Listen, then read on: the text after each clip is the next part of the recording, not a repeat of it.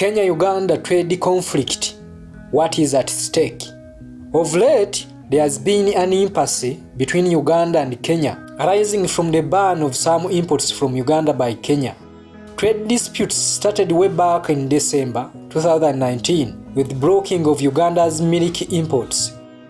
On December 27, 2021, Kenya went ahead to seize at least 300 bags of powdered milk and packets of lattle milk on claims that these had been smuggled into the country minus paying taxes.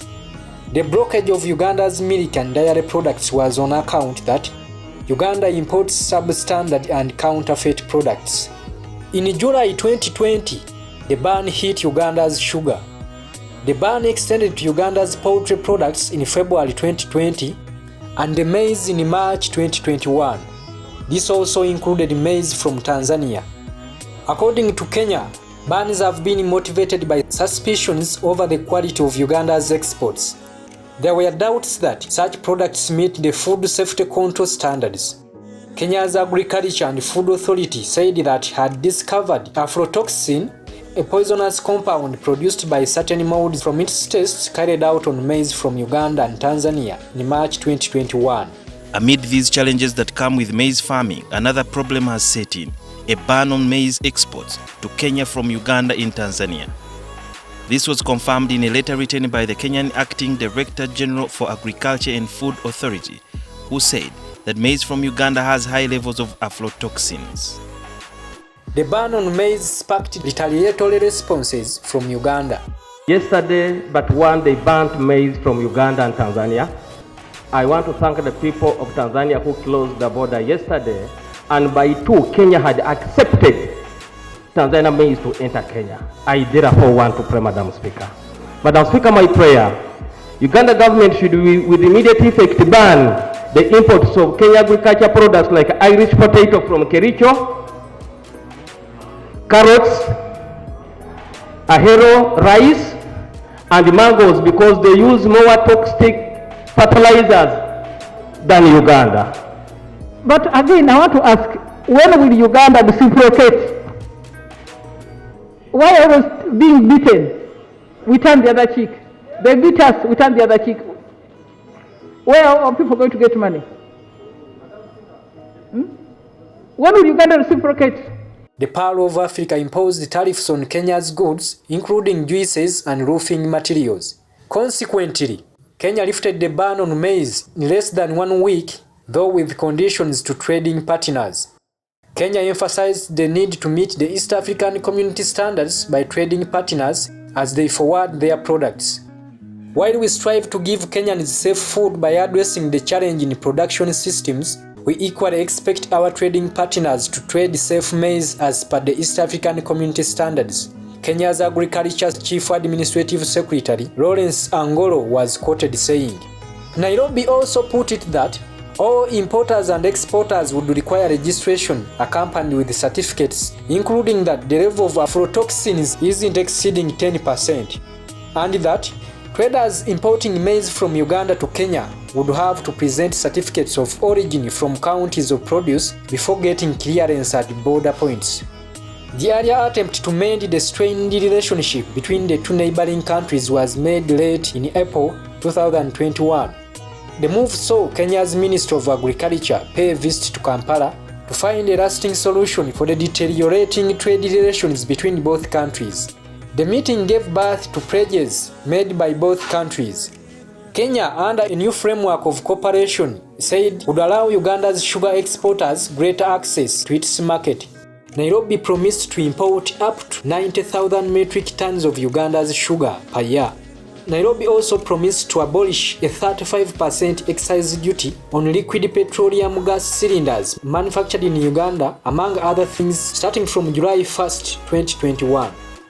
Uganda, in return, committed to abolishing a 13% excise duty on Kenyan manufactured juices, malted beers, and spirits. Kampala also promised to scrap a 12% verification fee on pharmaceuticals manufactured in Kenya, on top of abolishing a 20% excise duty on furniture manufactured in Kenya, and finally, an 8% value-added tax on Kenyan-made exercise books. The ban on poultry products was lifted 4 days back on 22nd December 2021 after holding bilateral talks between Kenya's Agriculture Secretary Peter Munya and his trade counterpart Betty Maina and Frank Tumwebaze, Uganda's Minister for Agriculture. The development came as Uganda was considering imposing retaliatory restrictions on Kenya's agricultural produce. Yesterday, Cabinet agreed to reciprocate. Therefore, the Minister of Agriculture is going to identify which products to ban. We have been very patient. We have behaved like gentle people, but this has gone on for too long. However, an agreement was reached that Uganda stays the restrictions until the end of January. Nairobi also agreed to remove barriers hindering the sale of poultry products from Uganda. Meanwhile, in the same meeting, Kenya insisted on subjecting milk processing chains in Uganda to another round of inspection to verify the quality and determining whether the milk was locally produced. Trade restrictions between the two East African countries has resulted in two losses, especially on the side of Uganda. For instance, Kenya cut sugar imports by 79% from 90,000 metric tons to 18,923 metric tons. The announcement was made in September 2021 by the Sugar Directorate of Kenya.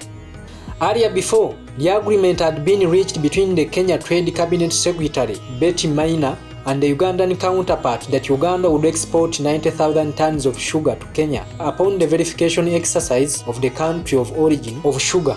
Following Wednesday bilateral talks between Presidents Uhuru Kenyatta and Yoweri Museveni, Uganda will now export 90,000 metric tons of sugar from the current 30,000 tons annually. According to trade data released by the Central Bank of Kenya, Uganda's imports had seen a 34% drop in value over a period of 8 months by August, courtesy of a trade war between Kenya and Uganda. They dropped from $29 million in February to $19 million in a review period. Kenya's exports value, on the contrary, increased by 32% to $544 million in a span of 8 months from $423 million in the corresponding period last year. As a result, Uganda has opted for alternative markets to avoid the same losses. For instance, Kampala has secured an annual market for her milk in Zambia. The main beneficiary is the Pau Dairies, the maker of Lato milk. The farm has capacity of producing 800,000 liters of milk daily and is the largest processing farm in Uganda. Pau Dairies suffered great losses in 2019 following Kenya's stoppage of milk imports from Uganda. Kampala is also considering dwelling more on Tanzania for her imports and exports due to the good relations between the two countries. The move is likely to affect Mombasa's position as the port that handles the largest quantity of imports and exports in the East African region. Kenya is the biggest transit hub of the East African region, handling 46% of exports and 41% of imports of the region. It must be noted that Uganda is the biggest trading partner of Kenya, and this advantage could also be lost if Uganda decides to transact business much more with Tanzania. Uganda is Kenya's leading export destination in Africa, accounting for 28.6% of Kenya's total exports on the continent, according to 2019 figures. Kenya exports products such as refined petroleum, palm oil, iron and salt to Uganda. Trade between Uganda and Kenya is valued at more than $100 million. According to the Minister of Trade, Industry and Cooperatives, Honorable Francis Mwebesa, Uganda's export earnings from Kenya were $617.34 million in the financial year 2020-2021. In the same year, exports to Uganda produced $673.66 million for Kenya. The rampant trade restrictions also pose a challenge to the East African community and the idea of having a common market by East African countries. Restrictions contradict with the provisions of the Customs Union Protocol, establishing a single market for East African countries, South Sudan inclusive. It has also led to rise of non-tariff barriers among East African countries, increased uncertainty which affects regional investment. The trade law also undermines the East African Community Protocol, signed in 2010, allowing the free movement of goods, people, labor, services and capital between East African member states.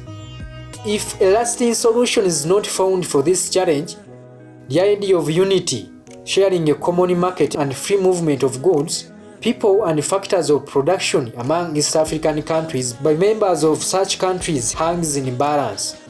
My name is Mutawe Dan Bosco, a student of journalism and communication at Makerere University.